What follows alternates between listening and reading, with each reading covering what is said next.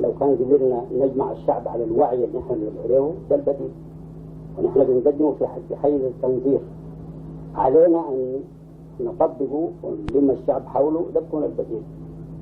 لكن المعارضة الآن دائما في مستوى التنظير ما عندها شيء، يجوز عندها مستوى من التبعية الشعبية هي الصحيفية أو دسو. فنحن هسه موقفنا بين هذا الفريقين، يعني يكون في وعي. إذا كان الحوادث الحاصلة هسه من النظام ده وعت الشعب بأنه ما حد يتضلل باسم الدين أو ده اشتد الدين، هسه الشعب بدأ يوعى أنه ده ما الدين، المطبق ده ما الدين. لكن قبل التجارب المريرة اللي حصلت كانوا يفتكروا ده الدين. أنا أفتكر الشعب مهيأ يعني يوجد البديل من صفوفه إذا وجد النظرية الصحيحة.